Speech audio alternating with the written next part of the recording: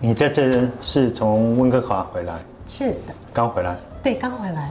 刚回来，为什么？因为子宫颈的那个就是发现有异常了，就是感染，就 CIN 2到3级。然后我做过了3次的那个 LIP 的手术，然后医生说没有办法再做。所以你现在这个比较特殊了，因为我还没有碰过一个人做过3次 LIP。因为一般来讲做 LIP 针对子宫颈原位癌，它的复发率在不超过1%，所以你做了3次，然后又复发还是原位癌这个很少见。那你昨天因为加拿大医生告诉你说你不能再做 LIP 了，好，那我当初我还没做检查的时候，我以为你已经子宫颈都被切到剩没有多少了。我自己也是这样子。对，结果我做完检查，我发现你子宫颈还好大一颗。总而言之，后来你的手机有那个照片嘛？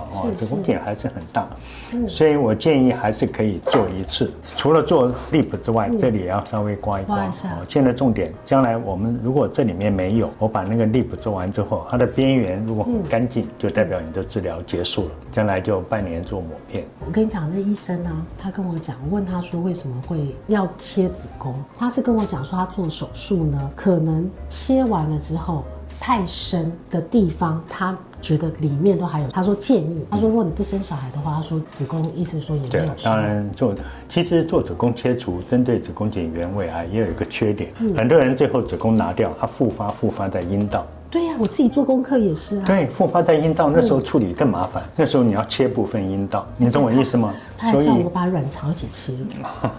卵巢跟这种鳞状上皮癌是基本上没关系的，荷尔蒙跟这个鳞状上皮癌、原位癌应该是没关系的。好，那最后一点就是，这次你做完之后会给你打子宫颈癌疫苗。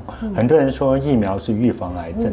但是有一些文献上提到，就你做完子宫颈原位癌做完 LIP 这个手术之后，如果你还打疫苗，将来它的复发率也会降低。这是一个很重要的一个讯息，我觉得大部分的女生可能并不知道。所以我们今天在治疗，我会尽量求得很彻底，里面刮一刮，然后做的会稍微深一点，因为我已经看到你子宫颈还是很大颗 ，OK，所以你不用担心。你做完之后，你大概下礼拜看了报告，你就可以回加拿大了。